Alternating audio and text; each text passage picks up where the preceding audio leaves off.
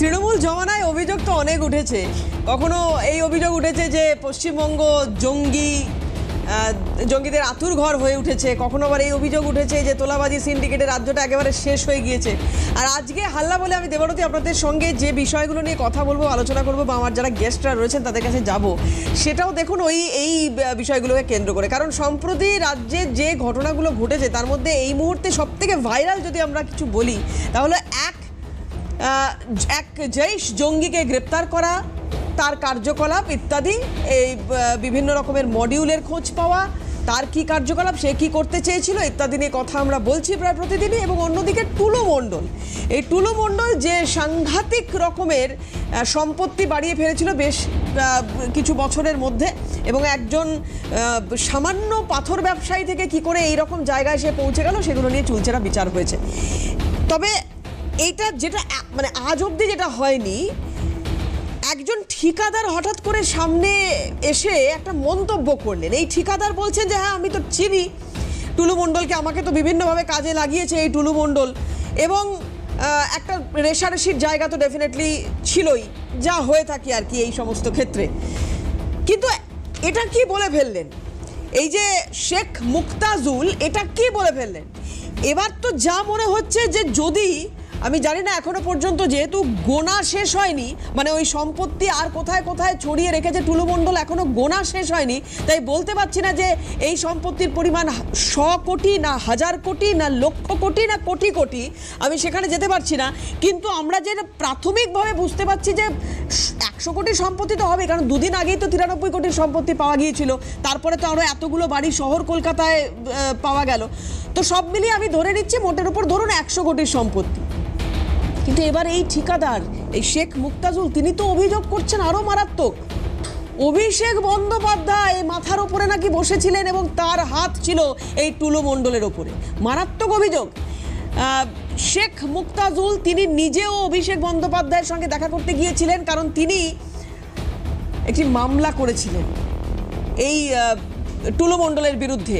সেই মামলার কেন করা হয়েছে, কি কারণে করেছেন, এই কারণে ডেকে পাঠানো হলো অভিষেক বন্দ্যোপাধ্যায়ের অফিস থেকে এই শেখ মুক্তাজুলকে। সেখানে গিয়ে কি অভিজ্ঞতা হলো শেখ মুক্তাজুলের, আজকে হাল্লা বলটা এখান থেকে শুরু করি। দেখুন কি বলছেন ঠিকাদার। যখন কমপ্লেন করতে যাই, আমাকে অভিষেক বাবুর অফিসে ডাকা হলো। 3-4 ঘন্টা বসিয়ে রেখে সুমিত এসে বললো, দাদা আপনি একটু বেশি লাফালাফি করছেন, আপনি কেসটা উইথড্র করে নেন, আপনার বিষয়টা আমি দেখছি। হ্যাঁ, আমি হাইকোর্ট করেছিলাম, এই হাইকোর্টের সব যাবতীয় ফাইল এক্সাম আছে। তার এগেইনস্টে হাইকোর্ট করেছিলাম, আমাকে যেভাবে চমকালো ধমকালো, আমি ভয়ে এসে উইথড্র করে নিতে হলো। কত সালে এটা উইথড্র করলেন? এটা 25 সালের 6 মাসে। যেটা আপনি বললেন যে সুমিত্রা তো অভিষেকের দালাল। কি করতো? ওর দালালি করতে এখান থেকে সেখান থেকে টাকা পয়সা তুলে এনে দিত, তাকে অভিষেকের অফিসে দিত। আপনাকে রাজনৈতিক প্রভাব না খাটালে এটা সম্ভব নয়, এটা তো খুব স্পষ্টভাবেই বোঝা যাচ্ছে। এই টুলু মণ্ডলের সম্পত্তির পরিমাণ আমি আবার বলছি জানি না, আর এই মুহূর্তে সেটা জানার চেষ্টা করেও খুব একটা লাভ নেই, কারণ যতক্ষণ না এই লোকটাকে পাওয়া যাচ্ছে ততক্ষণ আরও অনেক কিছুই হয়তো জানতে পারবো না। একদিকে যখন এই পরিস্থিতি, তখন অন্যদিকে ওই যে বলছিলাম এই হামিম মণ্ডলকে নিয়ে কথা হয়েছে, একাধিক তথ্য সামনে আসছে, জঙ্গি কোন মডিউলে কিভাবে কাজ করতো সেগুলো নিয়ে কথা হয়েছে। এই সমস্ত কিছুর মাঝখানে দাঁড়িয়ে একটা কথা আজকে অগ্নিমিত্রা পাল বলছেন, যেটা খুব মারাত্মক একটা অভিযোগ। কি বলছেন উনি? যে জঙ্গিদের মদত দিত তৃণমূল কংগ্রেস এবং আপের মতো নেতারা, না হলে নিট আন্দোলনে ভারত বিরোধী স্লোগান কিভাবে ওঠে। এটা খুব পরিষ্কার যে বহিরাগত শক্তির মদত আছে, এটা বরদাস্ত করা যায় না। আমি শোনাবো অগ্নিমিত্রা পালের বক্তব্য, কিন্তু তার আগে এই যেখান থেকে শুরু করছিলাম, যে অভিষেক বন্দ্যোপাধ্যায়ের আশীর্বাদের হাত রয়েছে টুলু মণ্ডলের ওপরে, এখনো অবধি যা যা বোঝা যাচ্ছে তাতে মানে এই তথ্যগুলো, বা ধরুন কেউ মজা করেও যদি বলে সোশ্যাল মিডিয়ায়, যদি টুলু মণ্ডলের 100 কোটির সম্পত্তি হয় তাহলে ভাইপোর কত। যাই হোক, সেগুলো পরের বিষয়, সেই আলোচনায় হয়তো আগামী কোনো একদিন আমরা সেইগুলো নিয়ে আলোচনা করতে বসবো। কিন্তু আজকে আলোচনাটা শুরু করবো আমার সঙ্গে যারা অতিথিরা উপস্থিত রয়েছেন তাদের সঙ্গে আলাপ করাই। আমার সঙ্গে আজকে আলোচনা টেবিলে উপস্থিত রয়েছেন প্রাক্তন পুলিশ কর্তা অনিল জানা। প্রথমে অনিলবাবুকে স্বাগত জানাবো। আমার সঙ্গে রয়েছেন বিজেপি মুখপাত্র চার্লস নন্দী, চার্লস দাকে স্বাগত জানাই। তৃণমূল সমর্থক দেবব্রত রায় রয়েছেন, দেবব্রত দাকে স্বাগত জানাবো। সিপিএম নেতা গৌরব মজুমদার রয়েছেন, গৌরব দাকেও স্বাগত জানাবো। প্রত্যেককে স্বাগত, কিন্তু আমি আজকে শুরু করি অনুষ্ঠানটা একটু দেবব্রত দাকে দিয়ে। দেবদা, যদি 100 কোটির সম্পত্তি হয় এই টুলু মণ্ডলের, তাহলে ভাইপো কত কোটি টাকার সম্পত্তি হবে? এটা আমার প্রশ্ন নয়, সোশ্যাল মিডিয়া ভরে গেছে। আপনারা এগুলো হ্যান্ডেল করেন কিভাবে, মানে ফেস করেন? বুঝলাম না, ভাইপো বলতে অভিষেক বন্দ্যোপাধ্যায়। অভিষেক বন্দ্যোপাধ্যায়, আচ্ছা, না মানে ওই কালকেও আমরা দেখছিলাম একজন কাকা বলছিল আমার ভাইপো তো জঙ্গির সঙ্গে কোনো দেখুন, সম্পর্ক নেই। একটু যখন আপনি ওইখানে কনফিউজ হয়ে গেছেন কোন হ্যাঁ, ভাইপো? confused। হ্যাঁ, আমি একটা ওই কবিতা দিয়ে শুরু করি, বুঝলেন তো? কবিতাটা লিখেছেন ওই অনাদি চন্দ্র, ওই সামাজিক মাধ্যম বলে সামাজিক মাধ্যমেই পেলাম। হ্যাঁ, সরকারের বয়স মাস তিনেক প্রায়, হ্যাঁ, লোক সমাগম হচ্ছে না মিছিলে জনসভায়, শুধু কিছু হাম্বা হাম্বা ফেসবুকেতে পড়ে, খিস্তি মেরে যাচ্ছে সারাটি দিন ধরে। কমেন্টগুলো দেখে কিন্তু সহজে বোঝা যায় পাড়াতেই পাওয়া যাচ্ছে, হাটে বাজারে নাই।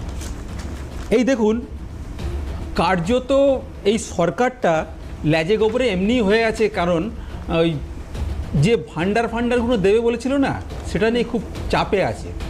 এখন সেই জায়গা থেকে একটু অভিমুখটা ঘোরাতে এই ধরনের কিছু বার করা। শুনছিলাম তারা নাকি ডাকাতি ফাকাতি করতে যাচ্ছিল, কিছু ডাকাত, তারা ওই সব সন্ধানগুলো পায়। অর্থনীতিতে একটা কন্ট্রা এন্ট্রি বলে কথা আছে, মানে ডবল এন্ট্রি সিস্টেম। একটা কন্ট্রা এন্ট্রিতে মনে করুন আপনার কিছু টাকা দুটো ব্যাংকে রয়েছে, এই ব্যাংক থেকে তুলে ওই ব্যাংকে রাখলাম। কার্যত যে অ্যানেক্স টিমটা রয়েছে বিজেপির, অ্যানেক্স টিম বলতে ওই বালিশচাটা টিমটা, সেই টিমটা এখন শাসকও এখন তাদের, বিরোধীও এখন তাদের। এদের শুধু ওই কন্ট্রা এন্ট্রি হয়, এদিক থেকে একবার এদিকে যায়, মানে কার্যত ওই ওয়াশিং মেশিনে শুদ্ধ হয়ে আবার চলে যায়। দেখুন, টাকা তো আজকে পাওয়া গেল না, টাকা তো আগেও পাওয়া গেছে। আপনারা বলে পার্থ চ্যাটার্জি, অর্পিতা ইত্যাদি বলবেন টাকা পাওয়া গেছে, প্রচুর টাকা পাওয়া গেছে। কিন্তু ফলাফলটা কী হয়েছিল মানুষ তো জানতে চায়। তাদের সাজা হয়েছিল কি? হয়নি। তারা এখন বেলে, দুজনেই বেলে আছেন। আগামী দিনে কোথায় থাকবে নিশ্চয়ই আশা করি দিন সময় বলবে। কিন্তু কার্যত আমরা দেখুন, এই দুর্নীতি কিন্তু পশ্চিমবঙ্গে আমরা এই প্রথম দেখছিলাম সেই 2014 থেকে। আপনারা যদি দেখেন, সেখানে আমরা দেখতে পেয়েছিলাম এই নারদা ফারদা স্টিং অপারেশন দেখে অনেক মানুষকে তারা দেখা গেছিলো। সময় চলে গেছে, সময়ের কাল পেরিয়ে কিন্তু তারা অনেকেই আমরা দেখেছি বিজেপির প্রশাসনিক প্রধান হয়ে গেছেন। ঘুরে ফিরে কিন্তু আপনারা সেই অভিযোগ। টুলু মণ্ডলের কথা বলুন। টুলু মণ্ডল, হ্যাঁ, আমি বুঝলাম বিজেপি খুব খারাপ পার্টি, আপনি টুলু মণ্ডলের কথা বলুন। টুলু মণ্ডলের কথা যদি বলেন, টুলু মণ্ডল হচ্ছে বীরভূমের সবথেকে ম্যাক্সিমাম ট্যাক্স পেয়ার। এই 4-5 বছরের মধ্যে 400 কোটি টাকা সে ট্যাক্স দিয়েছে, মানে কর দিয়েছে কেন্দ্রীয় সংস্থাকে, মানে আয়কর দিয়েছেন। তার মানে সে একটা খুব একটা ছোটোখাটো লোক নয়। তাকে এতদিন মনে হয় একটু খুঁজে বার করা ছিল। আমার মনে হয় এই টাকাটা ওই ভালো তৃণমূল হওয়ার ফিস হয়তো হতে পারে। সেই ফিসটা কার্যত যে এই চক্র যেটা আছে, টুলু মণ্ডল, অনুব্রত মণ্ডল, মিনার মণ্ডল, যে তাদের যে কিং পিন সেই অনুব্রত মণ্ডল, সেখান থেকে মানে ফিসটা দিয়ে তারপর মনে হয় ঘুরিয়ে ফিরিয়ে আবার ওই টাকাটা সেইখানে ব্যাপারটা করা হবে। পরে আবার একটা ওয়াশিং মেশিন আসবে, সেখানে শুদ্ধ হবে, শুদ্ধ হয়ে আবার বিজেপিতে গিয়ে কিংবা ভালো তৃণমূল, ওই বালিশচাটা তৃণমূল আপনারা যেটা বলেন, সেখানে গিয়ে যোগদান করবে। এটাই একটা চক্র। ওই আর কিছু না। অনেক হাসপাতালের দেবে একটা অ্যানেক্স বিল্ডিং থাকে, বিজেপি সেরকম কিছু অ্যানেক্স বানিয়ে রেখেছে। সেই অ্যানেক্সে তারা যেগুলোকে এখন এক্ষুনি নিতে পারছে না, তাদের এই অ্যানেক্সে তারা রেখে দিয়েছে। কিছু ওই সাম্মানিক মূল্য ধার্য করেছে এই যে টাকা পয়সাগুলো। আর আপনারা যদি বলেন টুলু মণ্ডল 150 কোটি টাকা নাকি তার মেয়ের বিয়েতে খরচা করেছে। আমি একটু বলছি, সেই টুলু মণ্ডলের মেয়ের বিয়েতে যে অতিথিরা এসেছিলেন এবং যে সাংবাদিকরাও এসেছিল, তাদের একটু তথ্যগুলো একটু বার করুন, তাহলে বোঝা যাবে কারা কারা তার ঘনিষ্ঠ ছিল, সেটা এক্ষুনি প্রমাণ। না, আপনারা জানতেন না আপনাদের সময় যদি এই টাকাগুলো জমানো শুরু হয়ে থাকে? একদম ঠিক কথা বলেছেন তো, একদম ঠিক কথা বলেছে। আপনারা জানতেন না, ইডি জানতো না, সিবিআই জানতো না যে 400 কোটি টাকা একটা লোক ট্যাক্স দিচ্ছে, সে টাকা পয়সাগুলো কোথা থেকে আনছে, কোথা থেকে জমা করছে, আনছে, এগুলো জানতে হবে তো। আর আমরাও তো জানতে চাই, এই যে লক্ষ কোটি টাকা পাওয়া গেল, ওই পার্থ, অর্পিতা ইত্যাদি, তাদের ট্রায়াল কোথায় হলো, কোথায় তাদের শাস্তি হলো? তারা তো বেলে দিব্যি ঘুরছে। দেখুন, একটা কথা আছে যে অন্যায় দীর্ঘস্থায়ী হতে পারে, তবে চিরস্থায়ী নয়। এই যে টুলু মণ্ডল যার নাম বলছেন, এ তো আসলে জিহাদি, মৌলবাদী জিহাদি। এর নাম হচ্ছে নাজিমউদ্দিন। টুলু হচ্ছে ডাকনাম। টুলুর যে প্রথম যে উত্থান, যাকে আমরা বলি পাথর সম্রাট, আমরা তো জাদু সম্রাট শুনেছি, পিসি সরকার জাদু সম্রাট ছিলেন, জুনিয়র পিসি সরকার। এখন আমরা শুনলাম পাথর সম্রাট। এই পাথর সম্রাট টুলুর যে উত্থান, ও ছিল একটা খাদানের একটা দিনমজুর। সেখান থেকে ও প্রথমে একটা সেকেন্ড হ্যান্ড লরি কেনে, সেই লরিটা কেনে, সেখান থেকে ও পাথর সাপ্লাই দিল ঝাড়খণ্ডে, তারপর আর একটা লরি কেনে, তারপরে দেখা গেল এই টুলু মণ্ডলের এখন 242টি গাড়ি, প্লাস ওর সঙ্গে আছে অডি, তার সঙ্গে আছে BMW সহ আরও 10টি বিদেশি গাড়ি। টুলু মণ্ডল যে যখন ওর মেয়ের বিয়ে দিয়েছিল, আমরা আপনারা নিশ্চয়ই দেখিয়েছেন, আপনাদের কাছে ভিজুয়াল আছে যে উদয়পুরের রাজস্থানের যে লেক প্যালেস, যে তাজ লেক প্যালেস, তার রেপ্লিকা এখানে করা হয়েছিল। টুলু মণ্ডলের মেয়ের বিয়েতে এসেছিল কারা? বলিউডের অলস্টার আরবাজ খান, আসরানি থেকে শুরু করে আরও অনেকে, এখানকার অঙ্কুশ গিয়েছিল, মোনালি ঠাকুর গান গেয়েছিল, এসব ছিল। শুধু তাই নয়, টুলু মণ্ডলের যখন মেয়ের বিয়ে হয়েছিল 24 সালের 28শে ডিসেম্বর, যতদিন আমার ডেটটা মনে পড়ছে, তখন দেখা গেল যে কলকাতা শহরে যত 5 স্টার হোটেল আছে, অল রুমস আর বুকড। বীরভূম বা আশপাশে যতগুলো 5 স্টার হোটেল আছে, বড় হোটেল আছে, অল রুমস আর বুকড। এইভাবে টুলু মণ্ডল তার মেয়ের বিয়ে দিলেন। এবারে প্রশ্নটা হচ্ছে যে তাহলে টুলু মণ্ডল টাকাটা পেল কোত্থেকে? এটা যদি আপনার উৎসে যেতে হয় তাহলে একটু পেছনে যেতে হবে। এটা শুরু হয় বাম আমল থেকে। বাম আমলে একটা নিয়ম ছিল, মানে প্রথমে বলে দিই আপনাদের দর্শকের জন্য, পাথর খাদান ব্যাপারটা কি, এটা অনেকে জানে না। পাথরের যে খনি, পাথর যে খাদান, সেখান থেকে বড় বড় পাথর, যেগুলো তো আপনার বাড়িতে পাঠাতে পারবে না, যেটা দিয়ে ঢালাই হবে না বা রাস্তা বানানো যাবে না, এই বড় বড় পাথরগুলো প্রথমে আসে ক্রাশারে, মানে ক্রাশ করে করে পাথরগুলো ছোট করা হয়। এই ক্রাশার থেকে পাথরগুলো বিভিন্ন লরিতে, 16-18 চাকার যে লরিগুলো আছে, এই লরিতে এগুলো বিভিন্ন জায়গায় যায়। এই হচ্ছে গল্পটা। বাম আমলে যেটা ছিল, বাম আমলে ওইখানে একটা প্রথম যেটা চালু করা হলো ল্যান্ড অ্যান্ড ল্যান্ড রিফর্মস, ভূমি রাজস্ব দপ্তরের একটা, ওখানে রাজস্ব দিতে হতো, ট্যাক্স দিতে হতো, তারপর লরিগুলো বেরিয়ে যেত।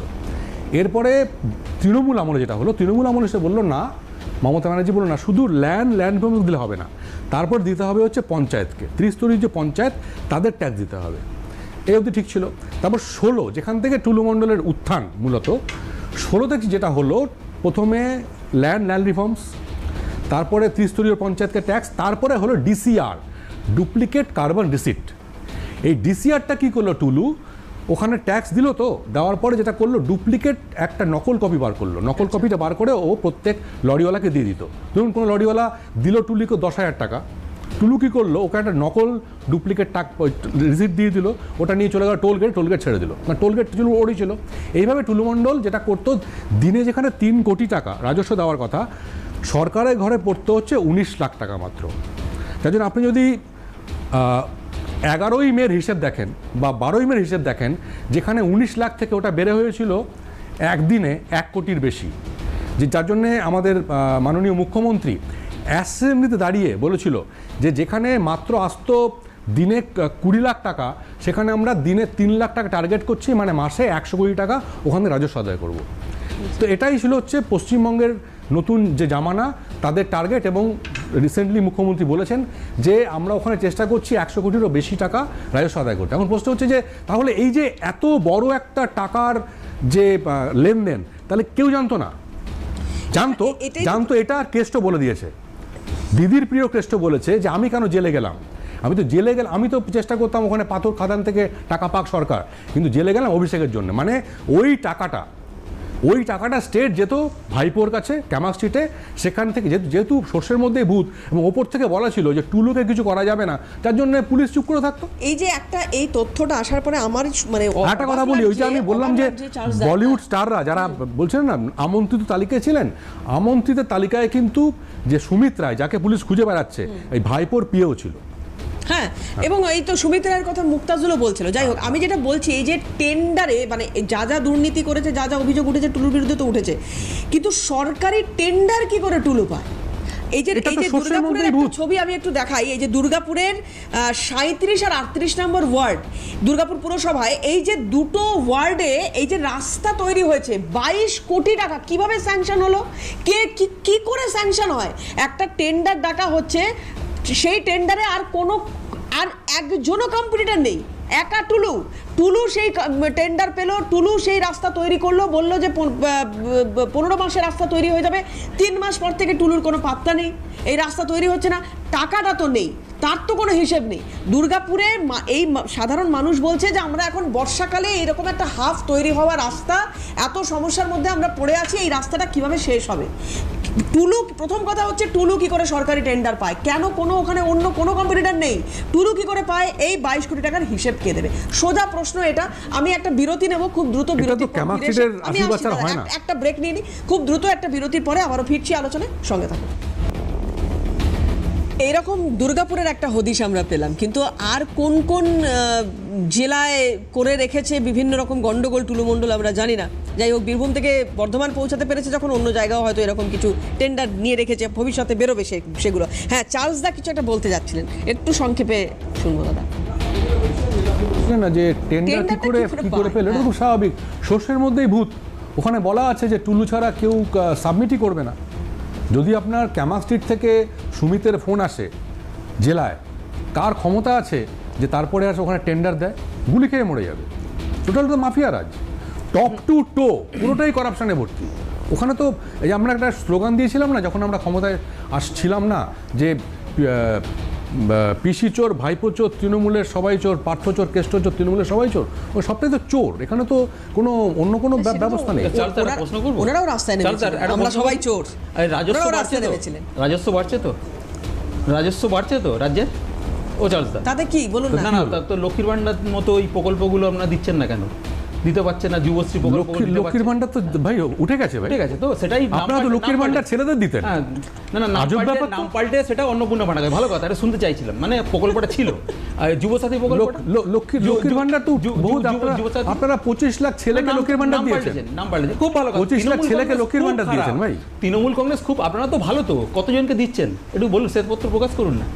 দেখুন, আমার মনে হয় এত রেভিনিউ নিয়ে করবেন কি? তৃণমূল কংগ্রেস সব তো রেভিনিউ খেয়ে নিত, আপনারা তো খান না। রাজ্যটা যা করে রেখেছেন, দেবুরা রাজ্যটা যা করে রেখেছেন, ওদের টেনে তুলতে ওদের অনেক সময় লাগবে। কদিন পরে শ্বেতপত্র প্রকাশিত হবে, কত কোটি টাকা ঘাপলা করে রেখেছে।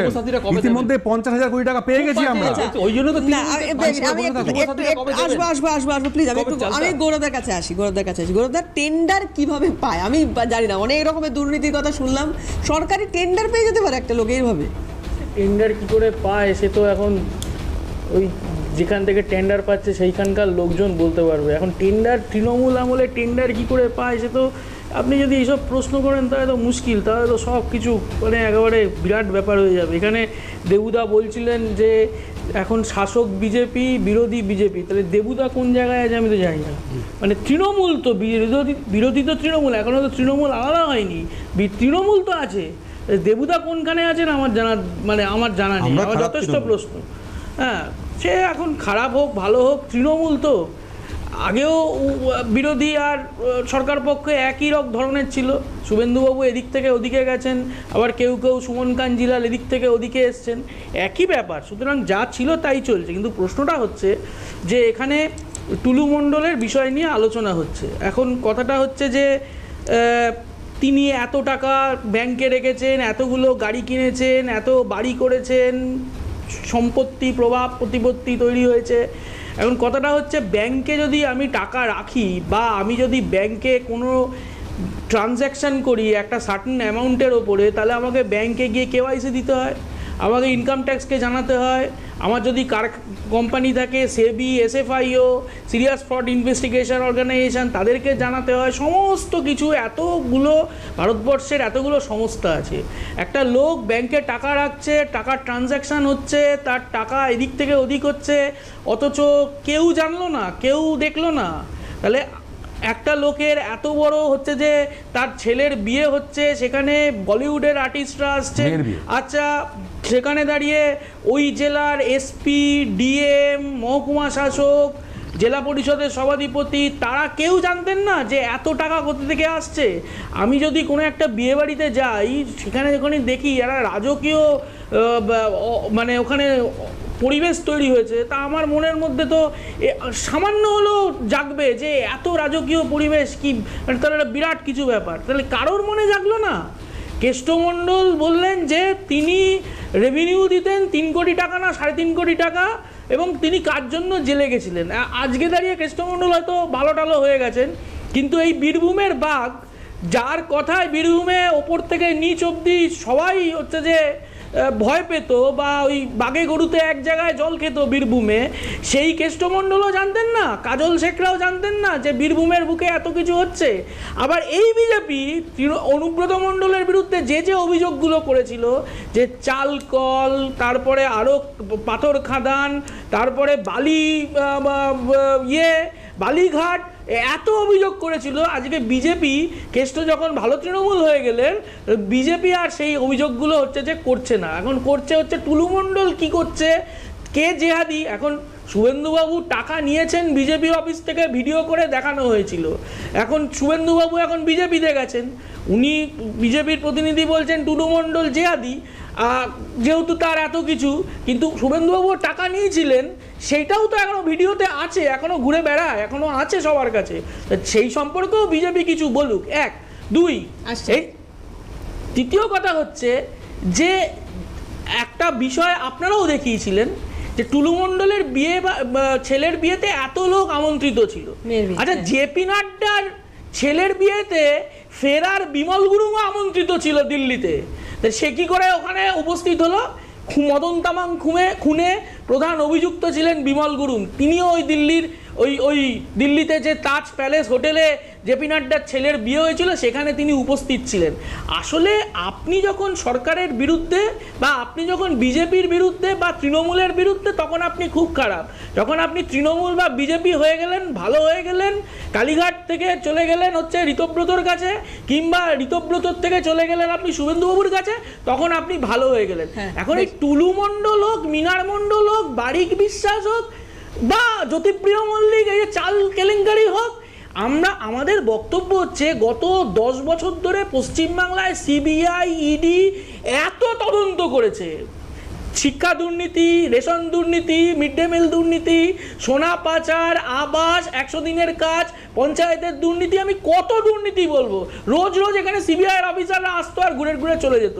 আমার বক্তব্য হচ্ছে যে এতদিনে একজনকেও কেন কনভিক্টেড করা গেল না, একটা তদন্তকে শেষ করা গেল না, ইনক্লুডিং আরজি কর, যে আরজি করে এত অভিযোগ সিবিআই এর অফিসারের বিরুদ্ধে, সীমা পাহুজার বিরুদ্ধে, যে আরজি করে ওই যিনি ধর্ষিত হয়ে খুন হয়েছিলেন তার মা অভিযোগ করেছিলেন রাজ্যের স্বাস্থ্য সচিবের বিরুদ্ধে, সেই স্বাস্থ্য সচিব এখনো বহাল তবিয়তে তার পদে আসীন হয়ে আছেন।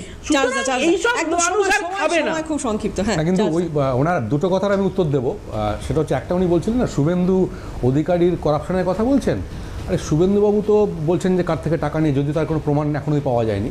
কিন্তু আপনাদের মন্ত্রী মানববাবু বাম আমলে উনি 1.5 লক্ষ টাকা নিলেন চশমার জন্য, সরকারি টাকা। আমি একটা কথা, তার জবাব কে দেবে? উত্তর দিই, উত্তর দিয়ে দিই। দুই হচ্ছে, আর উত্তর দেওয়ার কিছু নেই, টাকাটা তো উনি খেয়ে বসে গেলেন। দুই হচ্ছে, আর একটা কথা ওনার সঙ্গে আমি অনেকটা একমত, যে অভয়াকাণ্ডে আমরা অলরেডি আমাদের দল থেকেও বলা হয়েছে, অভয়াকাণ্ডে সিবিআই এর যে ভূমিকা ছিল সেই ব্যাপারে আমরাও অনেক সময় প্রশ্ন তুলেছি এবং সিবিআইকে আমরা আবার রিইনভেস্টিগেট করতে বলেছি। আমাদের স্ট্যান্ডে আমরা ঠিকই আছি। আমরা আলটিমেটলি চাই যে দোষীর শাস্তি হোক, আমরা আলটিমেটলি চাই দুর্নীতির অবসান হোক। আচ্ছা, ঠিক আছে, বুঝলাম। প্রথম কথা হচ্ছে, মানবদা 1.5 লক্ষ টাকা দিয়ে চশমা কেনেননি। মানবদা চশমা কিনেছেন কি কেনেননি পরের প্রশ্ন, কাগজে এসেছিল 25,000 টাকা।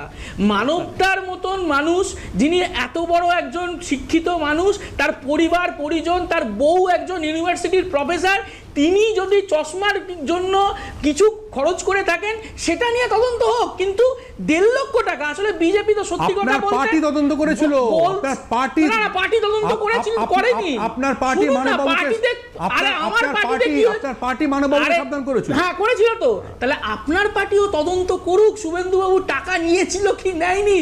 শুভেন্দুবাবু টাকা নিয়েছিল এটা সবাই দেখেছে।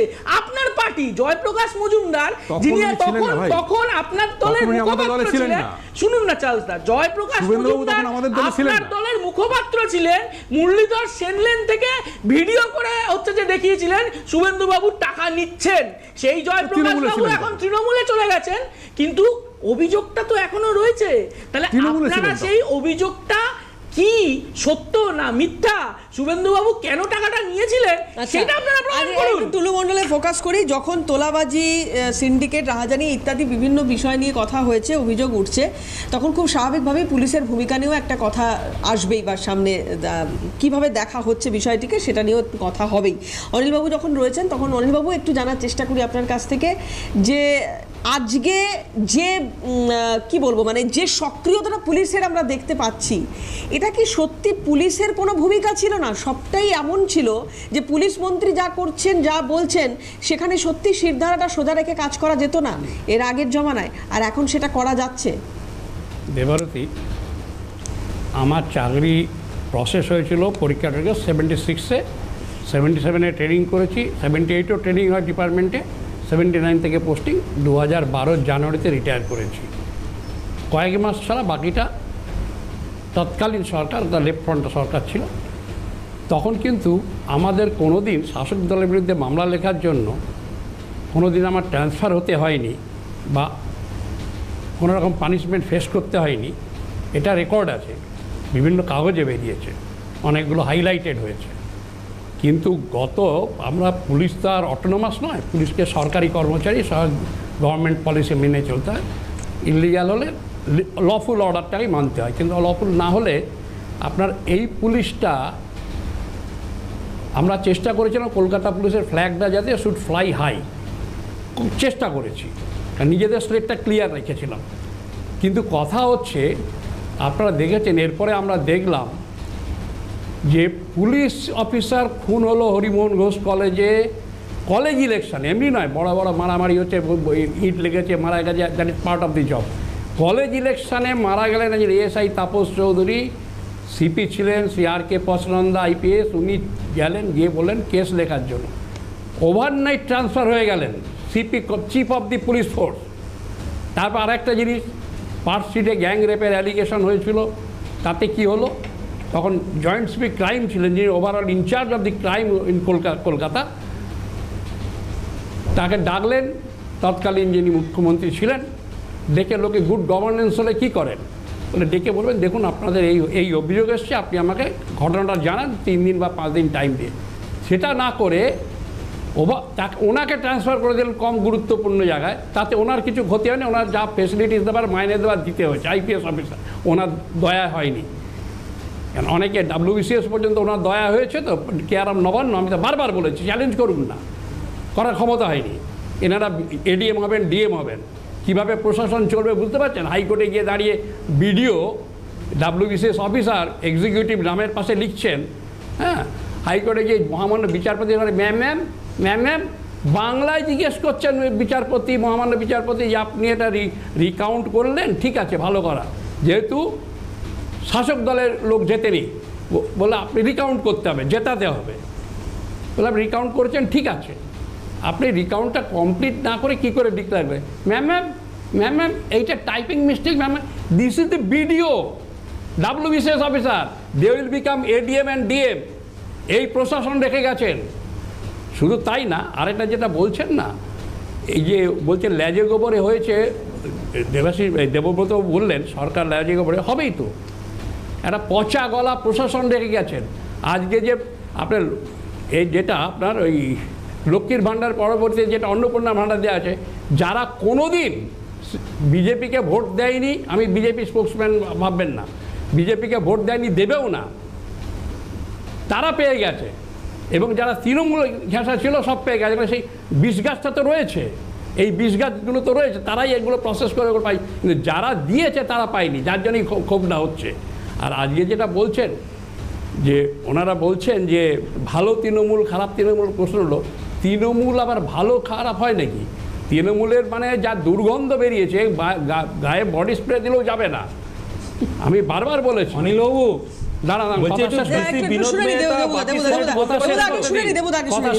আপনি ইন্টারাপ্ট করেন বড্ড। না, আমি ধরিয়ে দিলাম। হ্যাঁ, বিনোদ মেহতা মারা গেছেন আমরা জানি, IPS অফিসার, মানে তার গার্ডস, আপনারা শুধু বিনোদ মেহতা জানেন, উনি IPS অফিসার।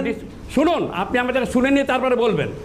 ওনার গার্ড ছিল মোহাম্মদ একজন ছিল, উনিও মারা গেছেন, ওনাকে মেরে ব্রুটালি মেরে পুড়িয়ে দিয়েছেন, জানতে পারেনি যে উনি একজন মোহামেডান হলেও ওনার গার্ড আছে, হিন্দুর গার্ড, এটা ভাবতে পারে না, তারা পুড়িয়ে মেরে দিয়েছেন। তারপরে এই গঙ্গাধর বাচ্চার আইসি তিলজলা খুন হয়েছে, এগুলো ঘটনা ঘটেছে, কেউ তো অস্বীকার করছে না। ধানতলার ঘটনা যে ধানতলা ঘটেছে কেউ অস্বীকার করছে না, কিন্তু আমরা দিনের পর দিন কোর্টে রেড করেছি।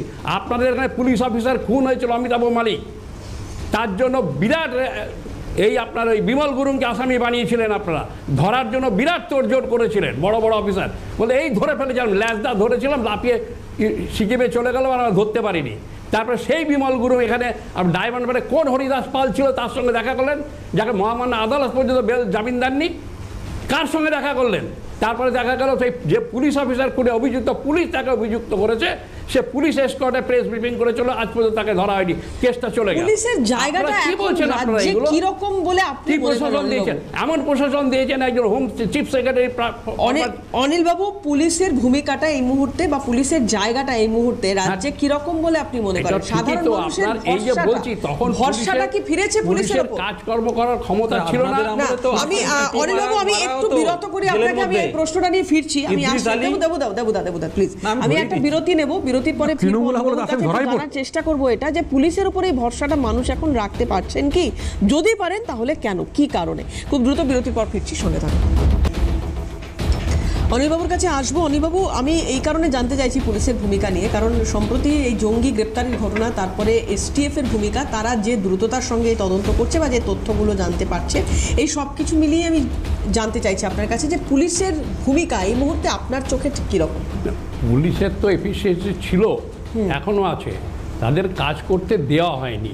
এখন বর্তমান মাননীয় মুখ্যমন্ত্রী পুলিশকে এনকারেজ করেছেন, বুস্ট আপ করেছেন, বলছেন আপনারা করুন, কাজ করতে দিয়েছেন, কাজ করছে।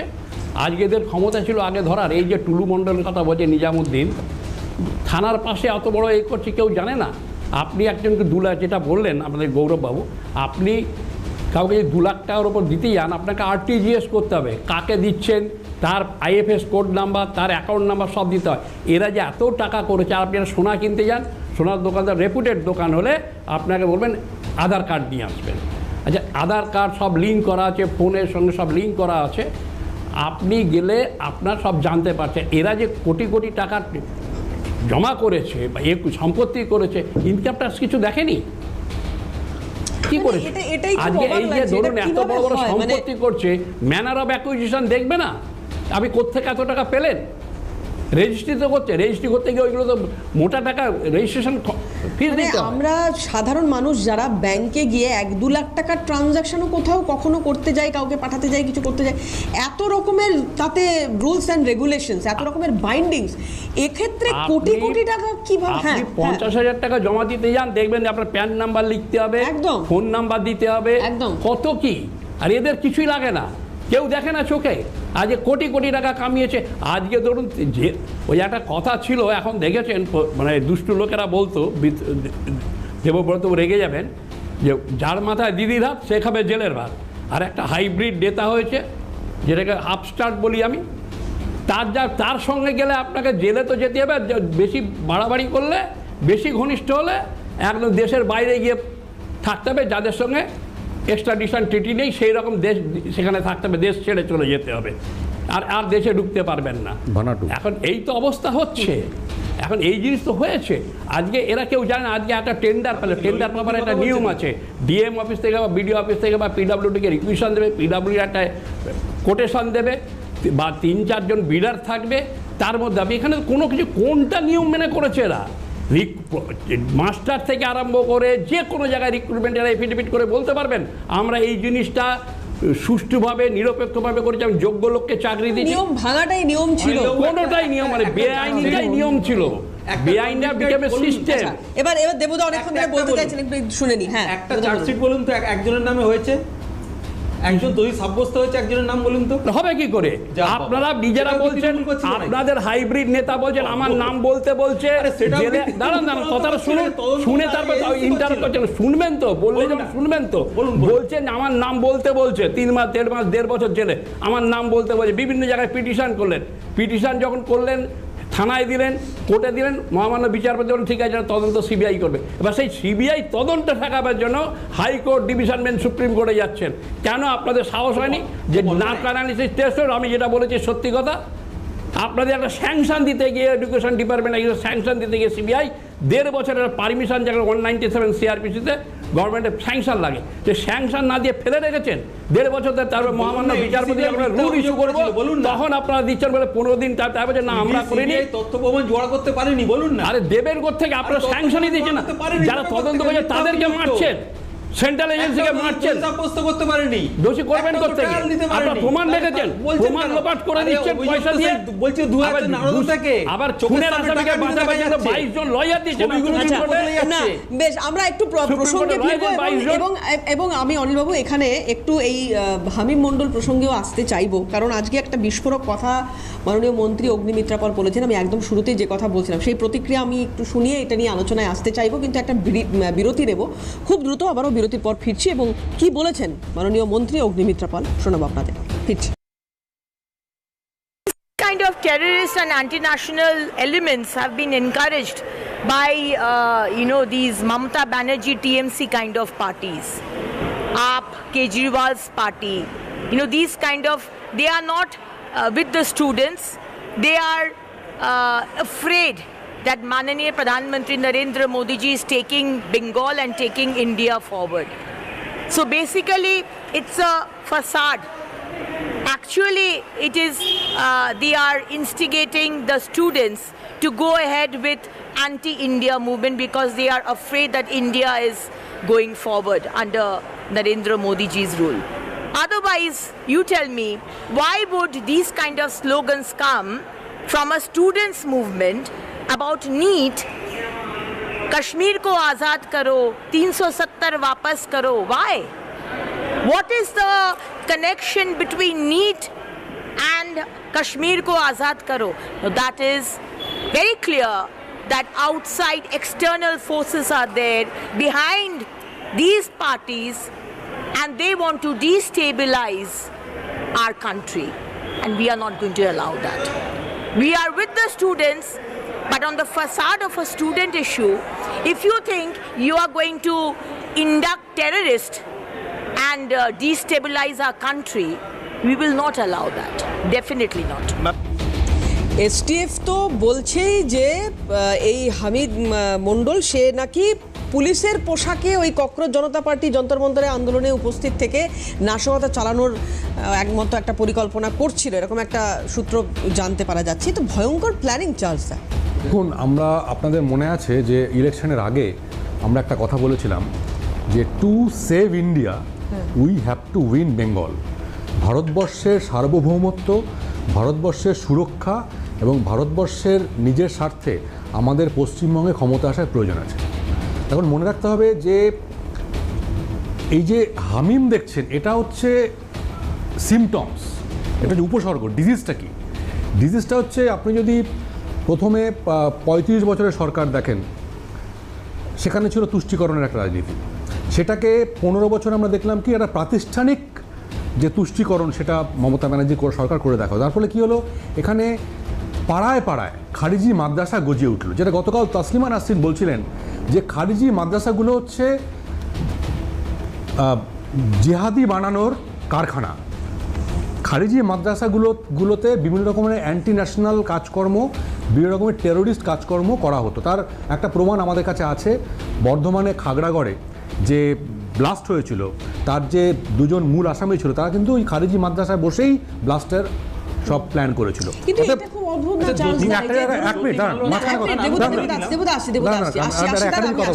না চার্লস, আমি কি বলছি, এই যে ধরুন আজকে আমরা হাওড়াতে একটা বাড়ির খোঁজ পেলাম হামিম মণ্ডলের, আমরা যখন ওখানে গেছি বা লোকাল যারা রয়েছেন আর কি তাদের সঙ্গে যখন কথা বলছি, তারা কিন্তু বলছেন যে এই মানে ভদ্রলোকের কথা বলে, মানে হামিমের বাবার কথা বলে বলছে যে ভীষণ ভালো লোক, ছেলেটা ভীষণ ভালো ছেলে, ছোটবেলা থেকে আমরা দেখছি, আমাদের মাথাতেই আসতে পারে না যে এরকম একটা ঘটনাটা ঘটাতে পারে। এই মানে যারা ভালো শিক্ষায় বাড়ি থেকে শিক্ষা পাচ্ছে তাদের এই মগজ ধোলাই করাটা এত সোজা হয়ে যাচ্ছে কি করে? না দেখুন, প্রথম কথা পিলখানা যে বস্তি, পিলখানা বস্তি আমি অনেকবার গিয়েছি সাংবাদিক হিসেবে। পিলখানা বস্তিতে একটা বড় সেকশন আছে যেখানে অনেক রকমের কাজ হয়। আমি তার মধ্যে ঢুকছি না, তাহলে আলোচনার বিষয়টা অন্যদিকে চলে যাবে। কিন্তু দেখুন, আপনাকে প্রথমে মনে রাখতে হবে যে এটা কিন্তু বাবর, এটা শেখ শাহজাহান, এটা জাহাঙ্গীর, এটা হুমায়ুনের সরকার নয়। এটা কিন্তু মনে রাখতে হবে ভারতীয় জনতা পার্টির সরকার, এটা ডক্টর শ্যামাপ্রসাদ মুখার্জির সরকার। এখানে এই মাটিতে রামকৃষ্ণ, এই মাটিতে ঠাকুর রামকৃষ্ণ পরমহংসদেব জন্ম নিয়েছেন, এই মাটি স্বামীজির মাটি, এই মাটি রবি ঠাকুরের মাটি, এই মাটি ঋষি বঙ্কিমচন্দ্রের মাটি, এই মাটি সাধক বামাখ্যাপার মাটি। অর্থাৎ এই মাটিতে আমরা কোনো হামিমকে টলারেট করব না, এই মাটিতে আমরা কোনো অ্যান্টি ন্যাশনাল কাজকর্ম হতে দেব না। মনে রাখতে হবে যে এটা কিন্তু ভারতীয় জনতা পার্টির সরকার, এটা পশ্চিমবঙ্গের মানুষের সরকার, পশ্চিমবঙ্গের মানুষই উৎখাত করবে। একে একে আসবো, দেবুদা তারপর গৌরব। যাই হোক, এটা সুভাষের মাটি বোধহয় বলতে ভুলে গেলেন, কারণ সুভাষকে এখন না, না, আমি miss করে যেতে পারি। আমি মনে করে দিলাম, হয়তো আমি miss করে, এর আগের দিনও বলেছি এটা অপছন্দের হয়তো। সেটা আরো অনেক নাম আছে, তাহলে নাম করতে করতে তো অনুষ্ঠান শেষ হয়ে যায়। লম্বা লিস্ট বলতে হয় নেতাজি তাহলে। সুভাষচন্দ্র, হ্যাঁ নিশ্চয়ই, এখন প্রথম যদি নাম আসে সে নেতাজি সুভাষচন্দ্রই আসে। এবার যেটা বলছেন মাননীয় পুরমন্ত্রী, যেটা বললেন অগ্নিমিত্রা পাল, ভারতীয় স্ট্রাকচারে যে আমাদের সিকিউরিটি সিস্টেমটা উনি হয়তো ঠিক জানেন না। ওটা আমাদের সিকিউরিটিতে 50 কিলোমিটার ওটা বিএসএফের আন্ডারে থাকে। সেখানে তারা যে সন্ত্রাসবাদীরা ঢুকে পড়ছে, পশ্চিমবঙ্গের কথা নয় বাদই দিলাম, বাকি রাজ্যগুলো যেখানে সন্ত্রাসমূলক কাজকর্ম করছে সেগুলো একটু উত্তর দিতে হবে নিশ্চয়ই। সেখানকার মুখ্যমন্ত্রী তো মমতা বন্দ্যোপাধ্যায় ছিলেন। কয়েকদিন আমরা প্যালগাঁওতে দেখলাম, ওখানে লোকজন ঢুকে পড়লো, নিরপরাধ পর্যটকদের গুলি করলো, চলে গেল। সেখানে তো মমতা ব্যানার্জি কোনো ভূমিকা ছিল? তারা অ্যারেস্ট হয়েছে? এখন বলতে দিন, না কিচ্ছু হয়নি, একজনও পাওয়া যায়নি, কিছুই আপনি প্যানেলে বসে কেন মিস ইনফরমেশন দিচ্ছেন মানুষকে? তারা অ্যারেস্ট হয়েছে। যেটা হয়েছে 4টে কোথাকার জঙ্গি ঘাঁটি তারা খুঁজে পেয়েছে নাকি, সেটা জঙ্গি ঘাঁটিগুলো আবার ভারতবর্ষের মধ্যে ছিল, এতদিন তারা জানতো না। ওই অ্যাটাক হওয়ার পর সেই জঙ্গি ঘাঁটিগুলো তারা উড়িয়ে দিল, মানে এতদিন জঙ্গি ঘাঁটিগুলো ছিল। এত টাকা সম্পত্তির হদিশ আপনারা জানতেন না। যাই হোক, আমি গৌরবদার কাছে আসবো একদম খুব সংক্ষেপে। কত শাক দিয়ে মাছ ঢাকবেন? সেটা হচ্ছে ম্যাডাম অগ্নিমিত্রা পাল অনেক ইংরেজিতে অনেক কথা বললেন। আমি ম্যাডাম অগ্নিমিত্রা পাল ইংরেজিতে কি বললেন সেটা যদি উনি বাড়িতে গিয়ে রাত্রিবেলা নিজে কি বলেছেন সেটা দেখেন, তাহলে বরানগরের রাস্তায় ওই স্টোন চিপ ফেলে রেখেছিল তৃণমূলের বা এখন বিজেপির যারা ওই মাতব্বর হয়েছে তাদের জন্য দুটো বাচ্চাকে মরতে হতো না। ম্যাডাম অগ্নিমিত্রা পাল রাস্তায় ঘুরে ঘুরে হকারদের চমকাচ্ছেন, রাস্তাটা ফাঁকা করুন, এই করুন, ওই করুন, কিন্তু যাদেরকে চমকাচ্ছেন তাদের পরিবার পরিজন কিভাবে চলবে সেটা যদি ম্যাডাম অগ্নিমিত্রা পাল একটু বলে দেন তাহলে ভালো হবে। 3 নম্বর বিষয় হচ্ছে যে ম্যাডাম অগ্নিমিত্রা পাল দেশের অখণ্ডতা, সার্বভৌমত্ব এইসব বললেন, কিন্তু দেশের ধর্মনিরপেক্ষতার কথাটা বললেন না।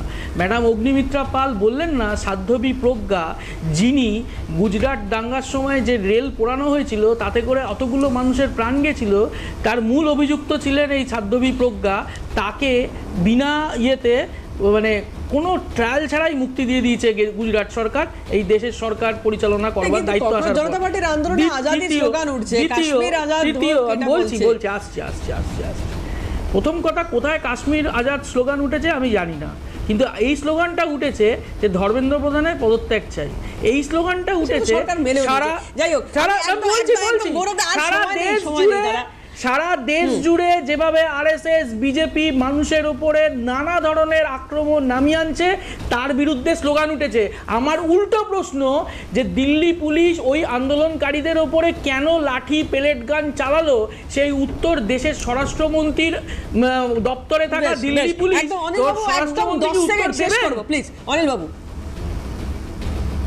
গৌরব যেটা বললেন গুজরাট দাঙ্গায় সাধ্বী প্রজ্ঞাকে ফাঁসানো নিয়ে হচ্ছিল সবরমতী এক্সপ্রেসে আগুন লাগানো নিয়ে, সেটা আসল যারা সিবিআই ধরেছিল যাদেরকে, তাদেরকে এটা ভালো দিগ্বিজয় সিং কংগ্রেসের নেতা বলতে পারবেন, তাদেরকে অ্যাকুইট করে এনাকে ঢোকানো হয়েছিল, যার জন্য উনি অ্যাকুইটাল হয়েছিলেন, তখন এই সরকার ছিল না।